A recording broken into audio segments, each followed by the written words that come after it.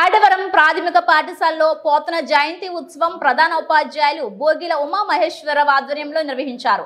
పోతన చిత్రపటానికి పూలమాల వేసి నివాళులర్పించారు. అనంతరం మాట్లాడుతూ పోతన సారాంశాలు నేటి యువతరానికి అవసరమని, ఇందులో భాగంగా యోధ, కేసిని, గాయత్రి, గగన, జీవన్, మోహిత్ విద్యార్థులతో భాగవతంలో రచించిన పలికిడిది భాగవతమట అమ్మ మన్ను దినంగానే అమ్మల గన్న యమ్మ శారద నీరిదెందు చేతులు రంగా శివుని పూజింపడనే అను పద్యాలను రాగయుక్తంగా చదివింపజేశారు. ఈ కార్యక్రమంలో సహాయ ఉపాధ్యాయులు సోనిమి పాపారావు తదితరులు పాల్గొన్నారు.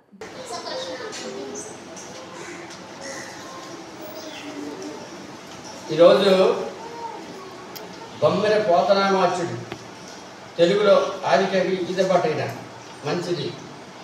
ఈయన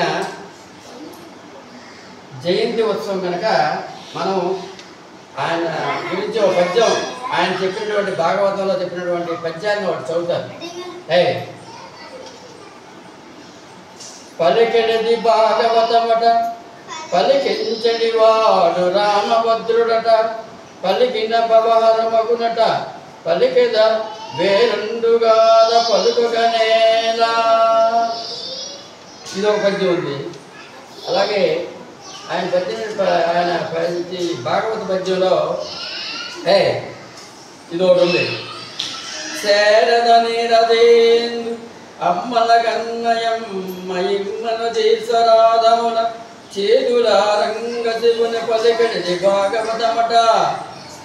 ఇది ఒక పద్యం. ఈ పోతనామాచుడు ఒక పద్యాన్ని ఇప్పుడు మీరు కూడా ఒక పద్యం చెప్తాను. చెప్పండి, అందరూ కూడా చెప్పండి. పలికెడిది భాగవతమట పలికించడి వాడు రామభద్రుండట నే పలికిన భవహరమగునట